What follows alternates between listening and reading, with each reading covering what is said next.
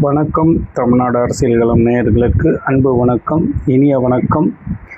சகோதரா, நம்ம பார்க்க போகிறது ஆக்கப்பூர்வமான பதிவு.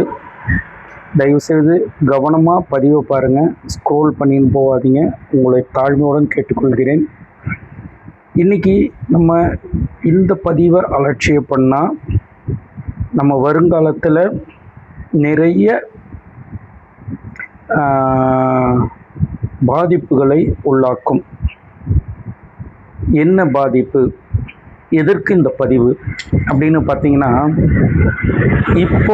இன்னைக்கு சுச்சுவேஷன், அதாவது 19/6/2026 நடக்கக்கூடிய சூழ்நிலை காரணமாக போடப்படுகின்ற பதிவு இது.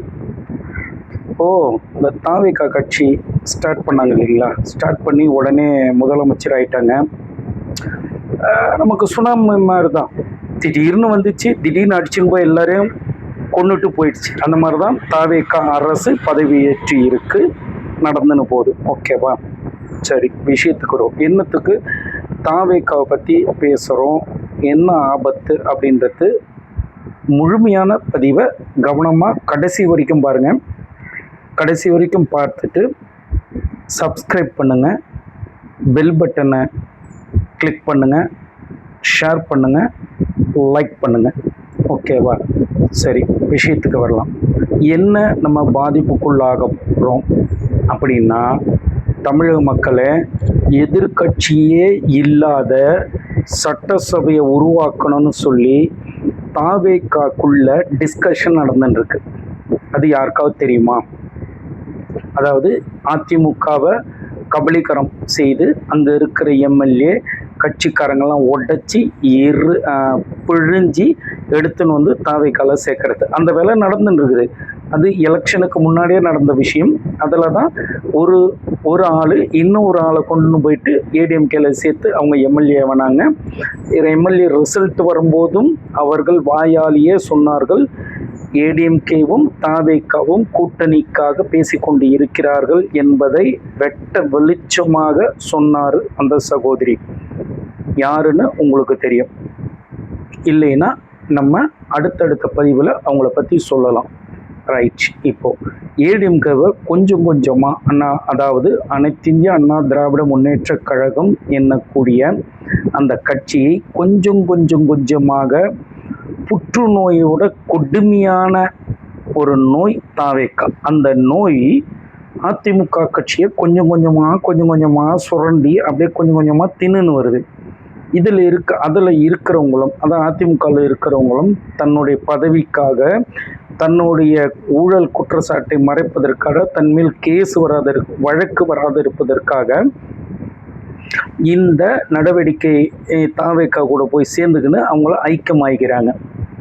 சரி, ஐக்கியமாகிறதுனால என்ன ஆக போகுது அப்படின்னா, இது பல முதலைகளை, நல்ல ஒன்று புரிஞ்சுங்க, பல பண முதலைகளை விலைக்கு வாங்குறாங்க. யார்? தாவேகா. விலைக்கு வாங்குறாங்களா, கட்சியிலே வந்து சேர்றாங்களா, அது வெட்ட வெளிச்சமாகும். அது எப்பவும் உண்மை இருட்டுக்குள் மறைத்து வைக்க முடியாது. உண்மை என்ற தீக்குச்சி பத்து வைக்கும் போது அந்த உண்மை வெளியில் வரும். சரியா, ரைட்டு. வர்றாங்க. இப்படி வரும்போது பல பண முதலைகள்னு சொன்ன இல்லைங்களா, அவங்க வந்தால் தாவேகா என்ற கட்சி, அதில் வேலை பார்த்த தொண்டர்கள் தூக்கி எறியப்படுவார்கள். இளைய சமுதாயமும் இளைஞனும், அதாவது வாலிப பிள்ளைகளும் வாலிப பெண்களும் இதில் இருந்து தூக்கி எறியப்படுவார்கள். இது எப்படி அப்படின்னா, இவங்க அதிமுகலேருந்து வராங்க இல்லைங்களா, அவங்களுடைய பழைய நண்பர்கள், அதுக்கப்புறம் பார்த்திங்கன்னா அவங்களுடைய தொண்டர்கள், இவங்கெல்லாம் வருவாங்க. ஒரு ஏரியாவில் இருக்கிற எம்எல்ஏ இருந்தாங்கன்னா அந்த ஏரியாவில் இருக்கிற நிறைய பேர் வந்து சேரும்போது தாவேகா கட்சி என்னும் பழைய மக்கள் மன்றமாக, விஜய் மக்கள் மன்றமாக இருந்த கஷ்டப்பட்ட வாலிப பிள்ளைகள் எல்லாம் குப்பத்தொட்டியில் போடப்படுவார்கள். இது நடக்கும். இந்த பதிவை ஞாபகமாக வச்சுங்க. இனி 3 வருஷம் கழிஞ்சாலும் இந்த பதிவு உங்களுக்கே சாட்சியாக இருக்கும்.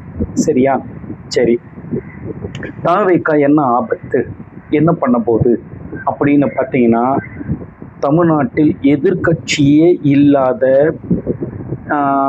ஆட்சியை பண்ண போகிறோம்னு சொல்லி அவங்க மினிஸ்டரே பொது மேடையில் பேசுகிறாங்க. இது என்ன ஆபத்து தமிழ்நாட்டுக்கு? விஷயத்துக்கு வரேன். இதே மாதிரி சொல்லி தான் பிஜேபி டெல்லியில் ஆட்சி செய்து வருகிறார்கள். சரி, பிஜேபிக்கும் தாவேக்காவுக்கும் என்ன சம்பந்தம்? ரைட், கரெக்டான கொஸ்டின் கேட்குறீங்க. அதுக்கு பதில் சொல்ல வேண்டிய கடமை என்னுடையது. பிஜேபி அது ஒரு ஆர்எஸ்எஸ் அதுக்கப்புறம் இந்து, அப்படி ஒரு டீம் அது, சரியா?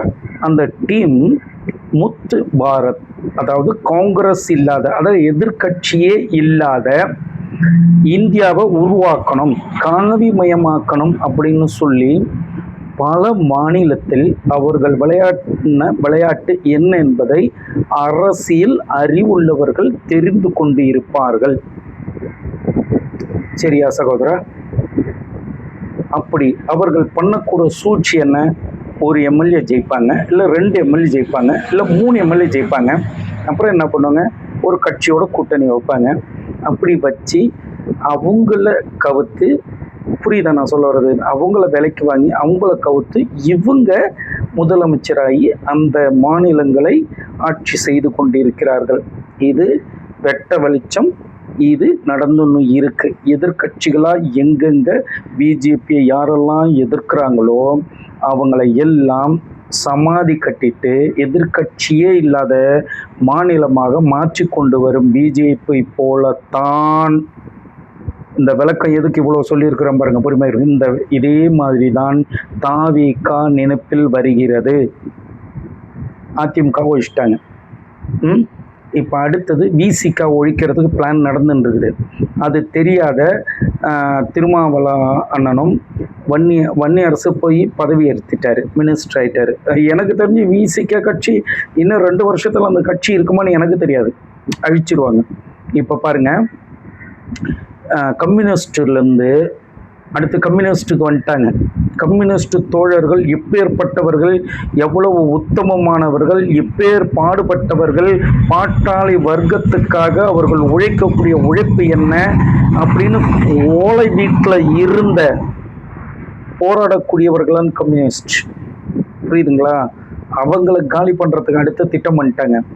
சிபிஐலேருந்து மகேந்திரன் சரண் ஐயா வாங்கியாச்சு, வந்தாச்சு.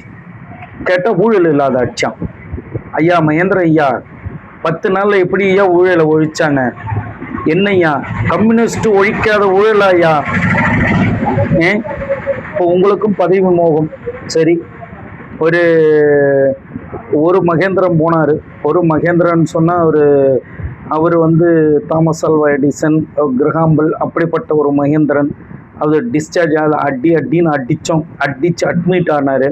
அட்மிட் ஆனவுடனே என்னடா ஒரு மகேந்திரன் அட்மிட் ஆகிருக்கிறாரு, அடுத்த மகேந்திரன் யாருன்னு பார்த்தா அந்த மகேந்திரன் டிஸ்சார்ஜ் ஆகும்போது எப்படி அந்த மகேந்திரன் டிஸ்சார்ஜ் ஆகி வீட்டுக்கு போகும்போது அடுத்த மகேந்திரன் உள்ள போடுறாரு, எப்படி அடி வாங்கறதுக்கு. அந்த மகேந்திரன் அடி வாங்கறதுக்காக உள்ள வந்திருக்கிறாரு. வயசுல பெரியவர், அப்படி சொல்லக்கூடாது. ஆனா பாருங்க, முட்டு கொடுக்க வந்துட்டாரு. சிபிஐயும் முட்டு கொடுத்தார்கள், வெளியிலேருந்து ஆதரவு கொடுத்தார்கள். பிஜேபி வரக்கூடாதுன்னு அந்த 2 கட்சியை அழிக்கக்கூடிய வேலையை தாவேகா செஞ்சிடுச்சு. நல்லவனை புரிஞ்சுங்க. ஏடிஎம்கேவை காலி பண்ணிடுச்சு, அடுத்தது விசிகா காலி பண்ணிடுச்சு, அடுத்து கம்யூனிஸ்ட் காலி பண்ணிடுச்சு. இனி அடுத்தது காங்கிரஸையும் விஜய் காலி பண்ணிடுவார். இது நடக்கும், எழுதி வச்சுக்குங்க. இது நடக்கும். இது நடக்கிறதுக்கு காரணம் அவர் கூட இருக்கிற பல பெரிய பிஸ்னஸ் மேன்கள். ஒரு ரெட்டி, ஒரு லாட்டரி சீட்டு டீமு, அவருடைய இன்ஃப்ளூசர்ஸ் ஒருத்தர் இருக்கிறார், ஜெகதீஷ், இவங்கெல்லாம் இருக்கிறாங்க. சரிங்களா? இவங்கெல்லாம் சேர்ந்து கண்டிப்பாக, நிச்சயமாக, உறுதியாக, சத்தியமாக காங்கிரஸை வேரோடு அழிச்சிருவாங்க. அடுத்தது டிஎம்கேக்கு வருவாங்க. டிஎம்கேல இருக்கிறவங்க ஏதாவது 1-2 பேர் போவாங்களே ஒழிய எனக்கு தெரிஞ்ச அளவுக்கு மொத்தத்தில் போவாங்களா அப்படின்னா சத்தியமாக போக மாட்டான் எனக்கு தெரிஞ்சு. ஏன்னா அவன் சோத்துல உப்பு போட்டு தின்றவன். அதுவும் இல்லாத அவனுக்கு ஒரு வெறி இருக்கு, புரியுதுங்களா? அந்த வெறி ஒரு என்ன சொல்ல, அந்த வெறி ரத்தத்தில் ஊர்னது. அந்த வெறி தாவேக்கா சைடு போகவே போகாது. அப்படியே அந்த வெறியை மீறி போறானா அவன் பணவெறியாட்டு போவான், இல்லை பதவி வெறிக்காக போவான். பணவெறி பதவி வெறிக்காக தான் போவான ஒழிய இந்த திமுக பக்கா திமுக காரன், ஒரிஜினல் திமுக காரன், இதுலேயே ஊர்னவன் கண்டிப்பாக தாவேக்கா பக்கம் போகவே மாட்டான். சரிங்களா? இப்போ பாயிண்ட்டுக்கு வரேன். ஏன் எதிர்கட்சி இல்லாத தமிழ்நாடை மாற்றணும்னு அவங்க பிளான் பண்ணுறாங்கன்னா, எதிர்கட்சியே இல்லைன்னு வச்சுங்களேன். இப்போ நடக்குது பாருங்க பல பிரச்சனைகள். குழந்தை முதல் பெரியோர் வரை பெண்கள் பாலியல் செய்து கொலை செய்கிறாங்க இல்லைங்களா? இதை கேள்வி கேட்க யாரும் இருக்க மாட்டாங்க. ஏன்னா தாவேக்கா கட்சியில் இருப்பாங்க.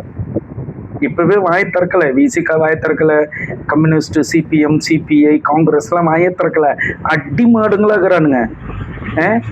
அடி மாடுங்கன்னா அடி மாடு மாதிரி இருக்கிறாங்க. எனக்கு ஒன்றும் தெரியல, எதுக்கு இவ்வளோ முட்டு கொடுக்குறீங்க? இதில் டிபேட்டில் வந்து உட்கார்றவங்களாம் பார்க்கணும். இந்த புகழேந்தி, இதயத்துல்லா, இவங்கெல்லாம் பார்த்தீங்கன்னா சில பத்திரிகைக்காரங்களாம் இருக்கிறாங்க, பயங்கரமாக முட்டு கொடுக்குறாங்க.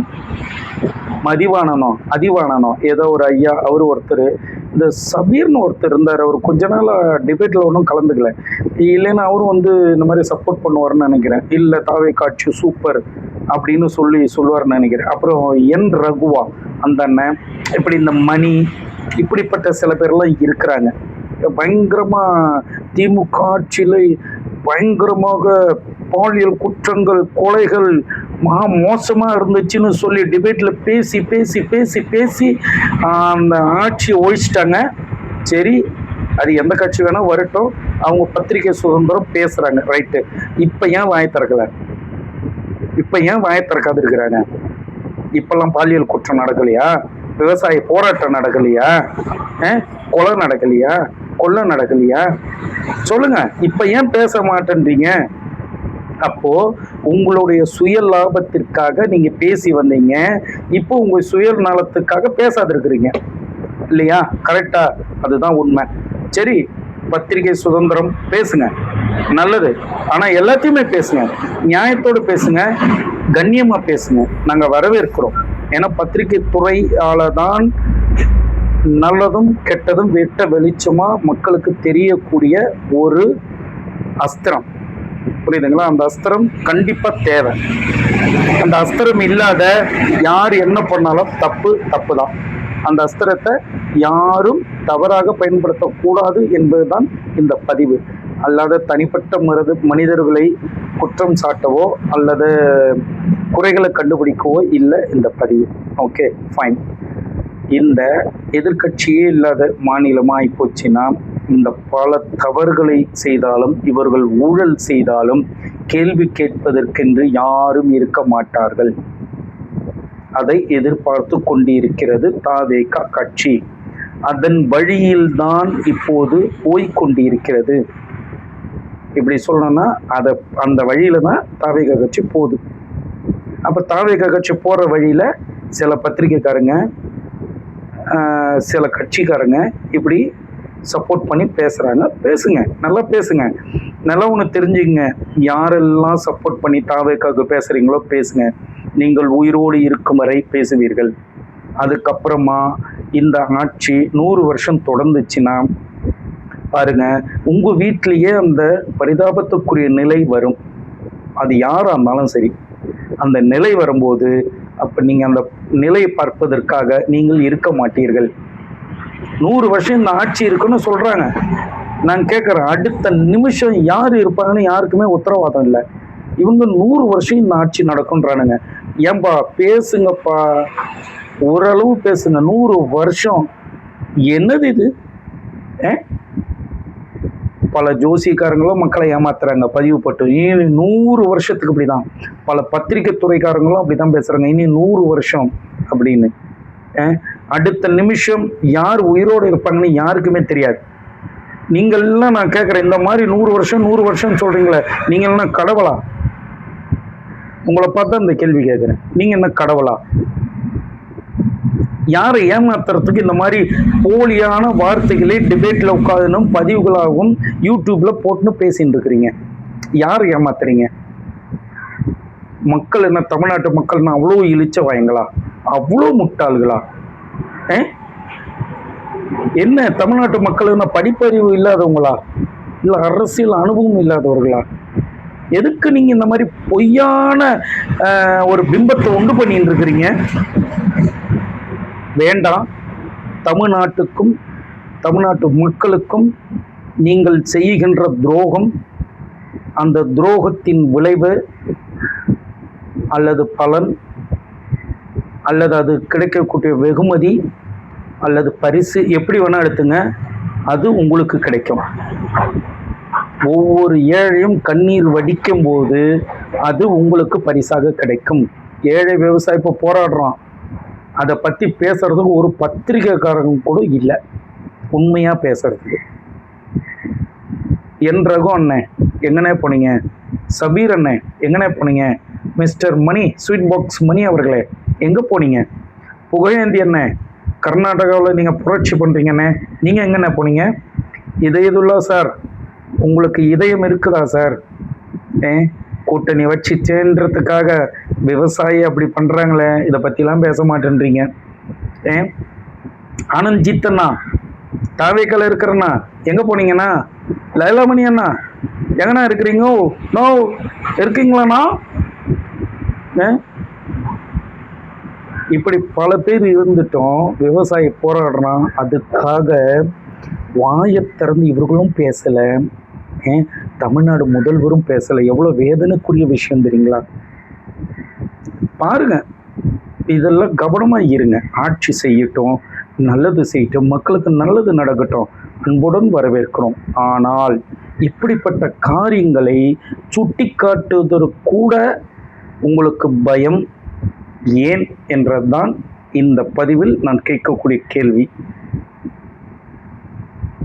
சரிங்களா? ஓகே. எதிர்க்கட்சி இல்லாத மாநிலமாக தமிழ்நாடு மாறினால் அதன் விளைவுகள் என்ன என்பதை நம்ம தெளிவாக அந்த பதிவில் பார்த்தோம். இனி அடுத்தடுத்த பதிவுகளை பார்க்கலாம். நன்றி. மீண்டும் உங்களை சந்திக்கும் வரை உங்களிடமிருந்து விடைபெறுகிறேன். நன்றி, வணக்கம்.